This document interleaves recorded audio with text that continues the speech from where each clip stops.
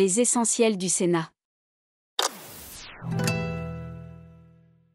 Énergie, quel stockage pour demain? Dans le contexte de la transition énergétique, le stockage de l'énergie devient un enjeu grandissant. L'OPEXT, l'Office parlementaire d'évaluation des choix scientifiques et technologiques, appelle à développer et soutenir la recherche consacrée à ces différentes technologies de stockage. Les solutions de stockage électrochimique par exemple, nous y avons déjà recours au quotidien. Pensons à l'électricité embarquée dans nos smartphones ou dans les véhicules électriques. Avec la transition énergétique, nos façons de produire et d'utiliser l'énergie changent.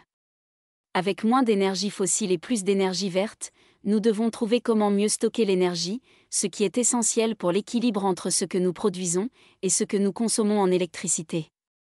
L'OPEXT a confié à Gérard Leseul, député, et Gérard Longuet, sénateur, l'actualisation d'une note de 2019 sur le stockage de l'électricité, afin d'y inclure les derniers développements scientifiques et technologiques, et de comparer les solutions.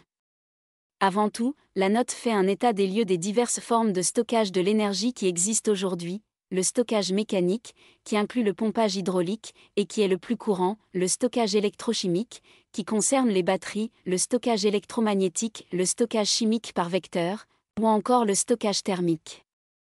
D'ici 2030, des batteries lithium-ion, plus performantes et durables, seront disponibles sur le marché. Les chercheurs explorent également des alternatives au lithium, comme le sodium ou le potassium, réduisant la dépendance aux matériaux rares et coûteux. Mais surtout, les batteries du futur intégreront de plus en plus souvent électronique et intelligence artificielle, pour être optimisées. En comparant les modes de stockage de l'énergie, les auteurs de la note scientifique ont conclu que leur pertinence dépendait de leurs usages. La solution miracle en matière de stockage de l'énergie n'existe pas.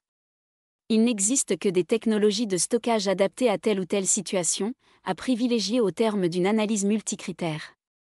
Un choix large de technologies est donc un atout indéniable, insistent les rapporteurs.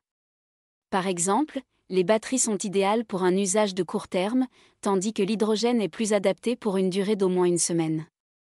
Il est donc souhaitable de veiller à disposer d'un grand nombre d'options technologiques et à diversifier les modes de stockage en fonction de la chaîne de valeur des réseaux d'énergie, de la production aux usages, en passant par le transport et la distribution, préconise l'OPEXT.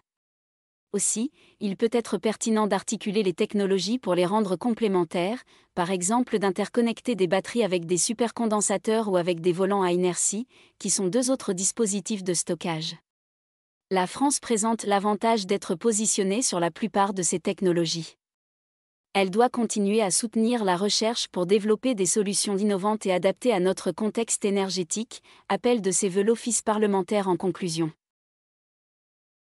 Pour en savoir plus, consultez le site internet du Sénat.